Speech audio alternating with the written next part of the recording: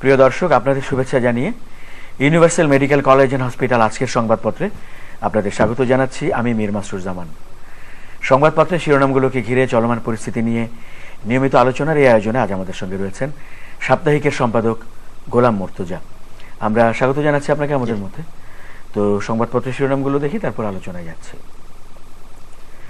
দৈনিক ইত্তেফাক, কাল ভারত সফর শুরু, ভারতের সঙ্গে চুক্তি হলে বন্ধুত্বপূর্ণ সম্পর্ক বজায় রেখেই হবে প্রধানমন্ত্রী।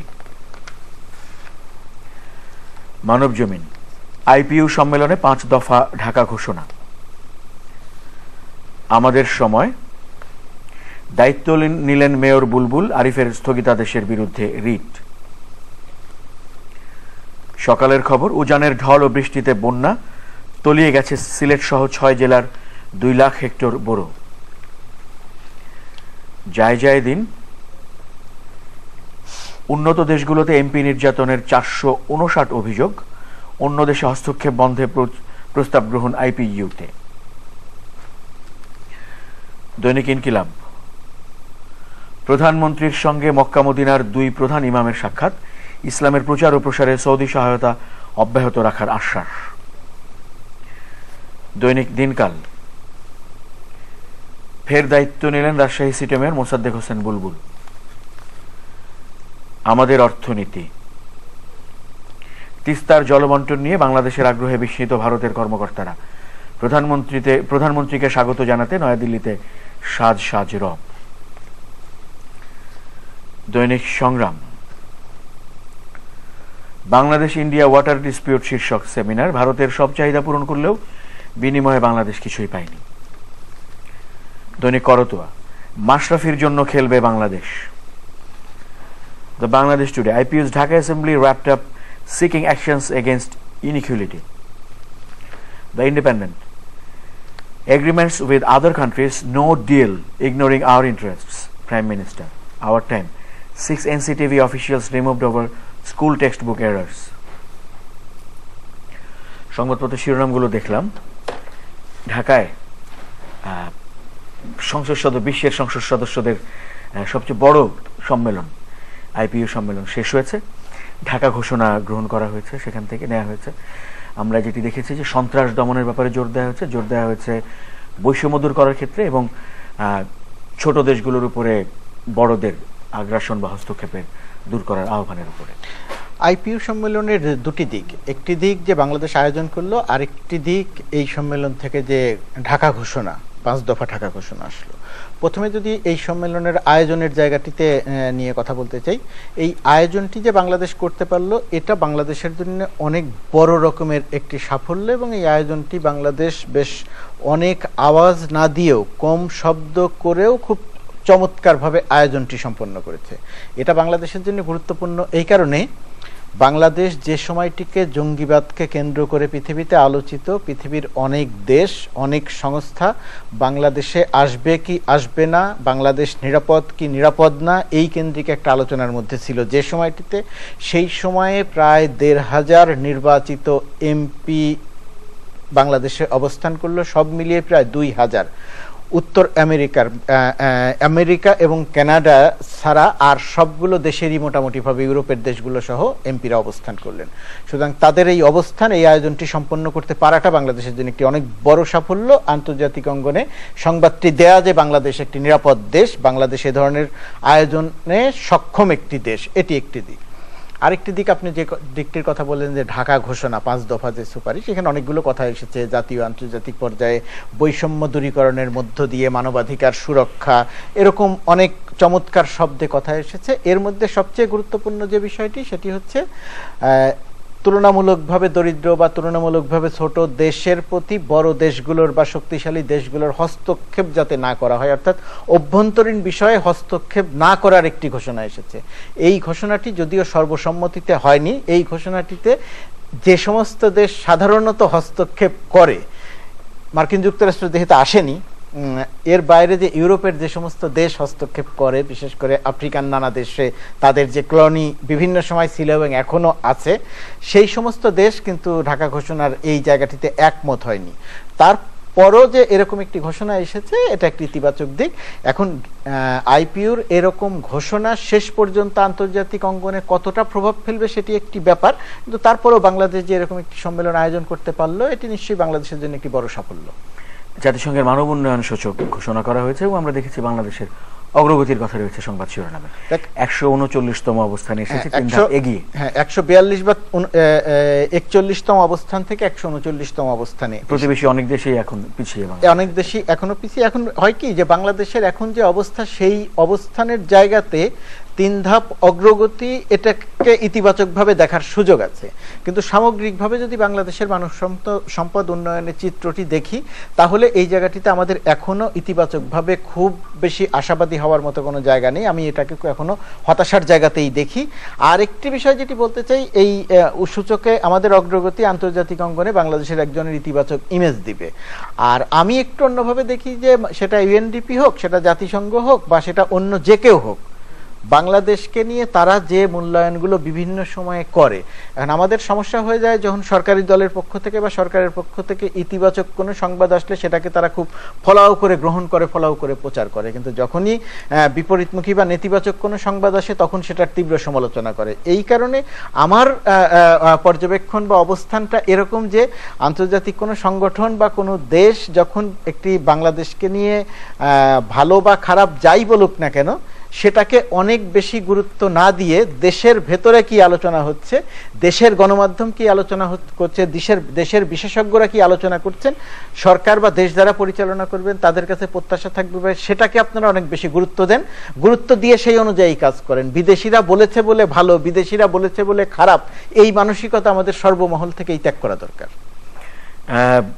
মাননীয় প্রধানমন্ত্রী শেখ হাসিনা ভারত সফরে যাচ্ছেন আগামী দিন, সেটি নিয়ে সংবাদ শিরোনাম রয়েছে। গত কদিন ধরেই চলছে 33টির মতো চুক্তি এবং সমঝোতার স্মারক এই সফরের সময় হওয়ার কথা। এই বিষয়গুলো যেমন আসছে, তিস্তা চুক্তি সবচেয়ে বেশি আলোচিত হচ্ছে, সেটি হবে কি হবে না পানি বণ্টনের বিষয়, সেই সব বিষয়েও সংবাদ শিরোনাম রয়েছে। দেখেন, মাননীয় প্রধানমন্ত্রীর ভারত সফর, এই সফরটি অন্য যে কোনো সময়ের চেয়ে অনেক বেশি গুরুত্বপূর্ণ হয়ে উঠেছে। ভারতের দিক থেকে গুরুত্বপূর্ণ, এর আগে 2-3 বার তারিখ সংশোধন হয়েছে, বাংলাদেশের প্রধানমন্ত্রী কবে যাবেন সেটি নিশ্চিত করেননি, তারিখ ঠিক হওয়ার পরেও বাতিল হয়েছে। বাংলাদেশের সঙ্গে ভারতের যে কোনো কিছুই অনেক বেশি স্পর্শকাতর, যেহেতু পাশাপাশি দুটি দেশ, বাংলাদেশে ভারত বিরোধী রাজনীতির একটা উর্বর ভূমি আগে অনেক বেশি ছিল, এখনো সেটি আছে, বা বর্তমান সময়ে হয়তো আবার কিছুটা বেড়ে গেছে, এরকম একটি অবস্থান আছে। এখন প্রধানমন্ত্রী ভারত সফর করছেন, এই জায়গাটি আমাদের দুর্ভাগ্য হচ্ছে, বাংলাদেশের দুর্ভাগ্য যে আমাদের এখনো পর্যন্ত ওই রেওয়াজটি তৈরি হয়নি যে বিদেশ সফরে যাওয়ার আগে কি কি চুক্তি হতে পারে, কি কি আলোচনা হতে পারে, সেই বিষয়গুলো আমাদের এখানে সেই অর্থে আলোচনা হয় না, সেই অর্থে আগে থেকে জানানো হয় না। জাতীয় সংসদে আলোচনা হয় না, দলের অভ্যন্তরে আলোচনা হয় না, সরকারের ভেতরেও দৃশ্যমান আলোচনা হয় না।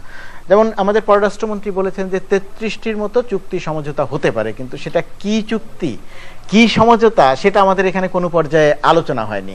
এই কারণে বিষয়গুলো নিয়ে অনেক তর্ক বিতর্ক এবং অনেকটা অনুমান ভিত্তিক আলোচনা আছে।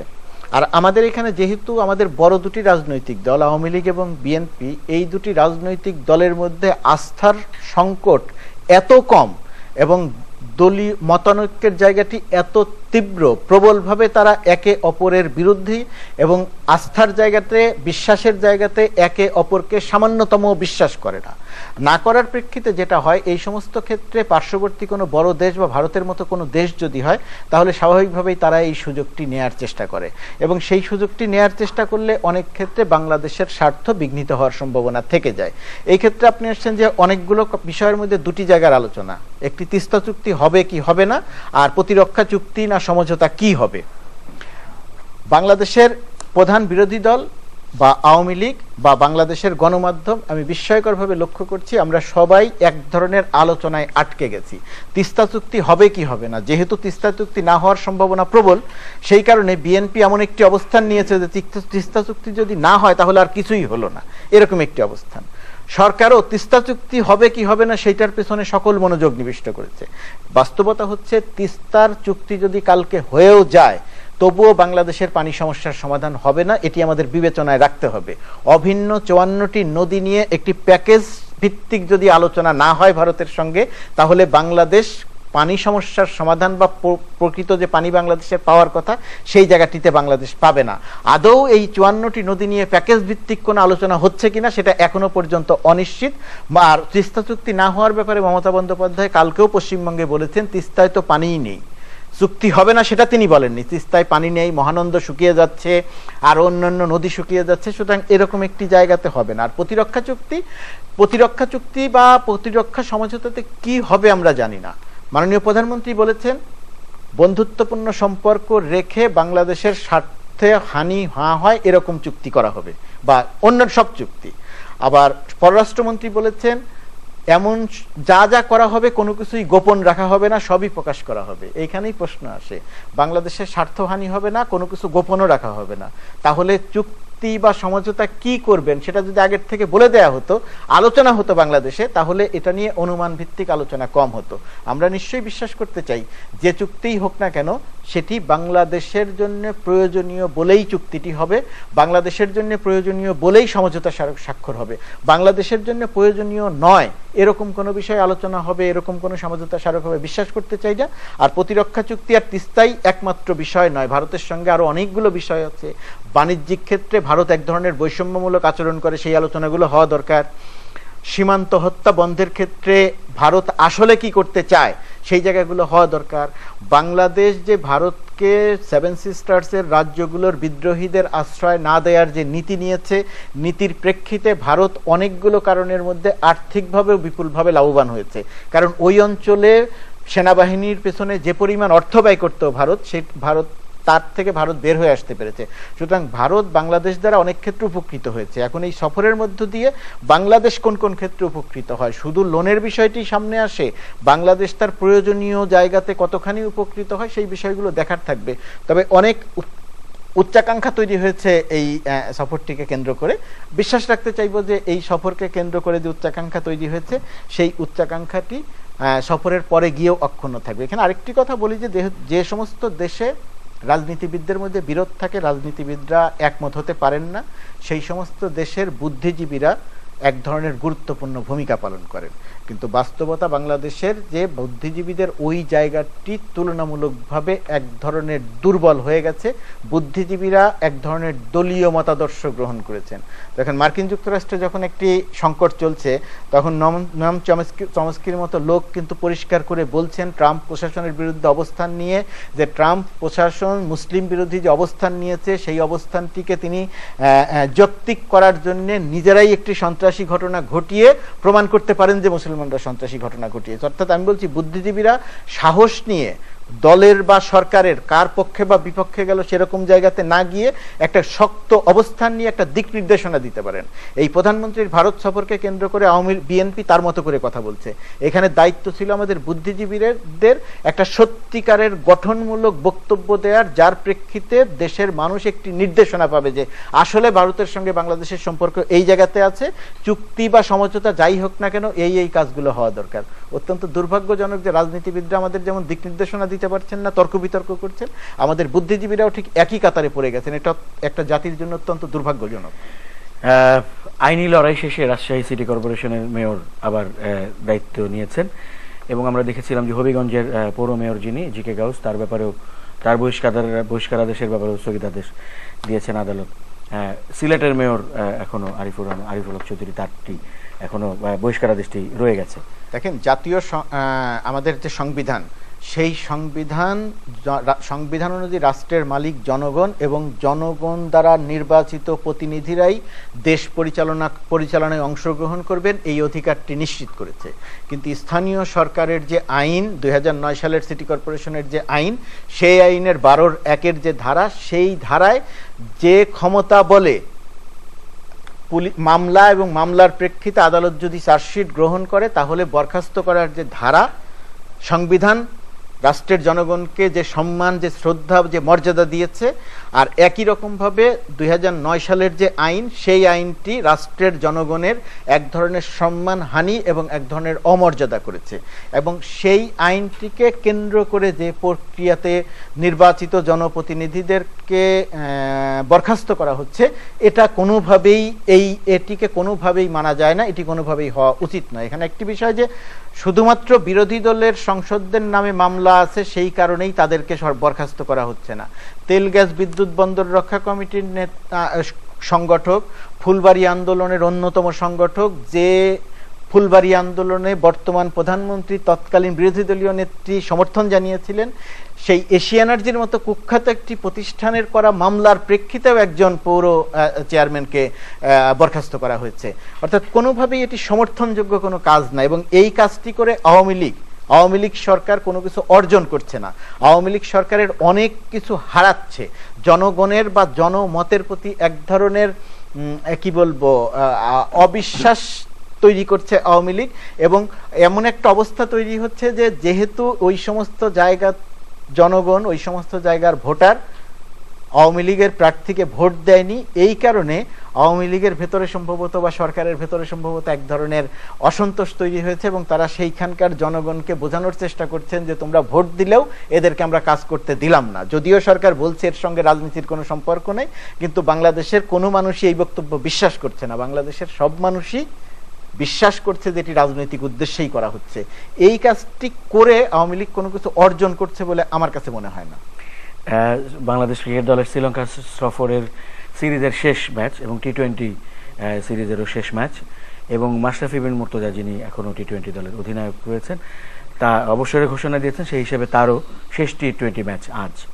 আমরা সাফল্য কামনা করছি বাংলাদেশের, এবং যদি আমরা এই বিষয়টি নিয়ে আলোচনা করি, না নিশ্চয়ই বাংলাদেশের সাফল্য কামনা করছি। এবং মাশরাফি বিন মুর্তজা বাংলাদেশের এমন একজন ক্রিকেটার, যেই ক্রিকেটারকে বাংলাদেশের ক্রিকেট যতদিন থাকবে, যতদিন আলোচনা হবে, বাংলাদেশের একজন মানুষও থাকবে না যে মাশরাফি বিন মুর্তজার প্রশংসা করবে না, তাকে স্মরণ করবে না, তাকে নিয়ে গর্ব করবে না। এমন একজন মানুষ। সে শুধুমাত্র ক্রিকেটার নয়, সে যে প্রক্রিয়াতে পুরো একটি দলকে সংগঠিত করেছে, পুরো দলের গতি বাড়িয়ে দিয়েছে, পুরো দলের মনোবল বাড়িয়ে দিয়েছে, একটি দলকে সে যে 11 জনের দলকে এক জায়গাতে কেন্দ্রীভূত করতে পেরেছে, সেই মানুষটির নাম মাশরাফি।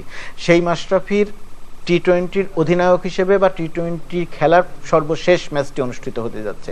আমাদের সবারই প্রত্যাশা থাকবে যে সেই ম্যাচটিতে বাংলাদেশ বিজয়ী হোক। কোনো কারণে বিজয়ী হতে না পারলেও নিশ্চয়ই আমরা মাশরাফিকে মনে রাখবো, মাশরাফিকে স্মরণ করব।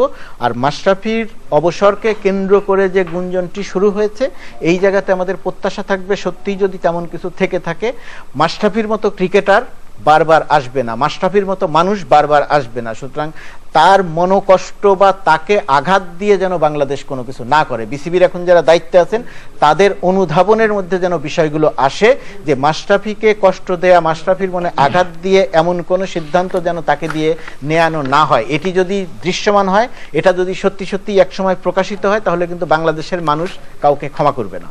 অনেক ধন্যবাদ জনাব গোলাম মুর্তজা আপনাকে সময় দেওয়ার জন্য। প্রিয় দর্শক, আপনাদেরও ধন্যবাদ সঙ্গে থাকার জন্য। Universal medical college and hospital আজকের সংবাদপত্রের আজকের আয়োজন এখানেই শেষ করছি।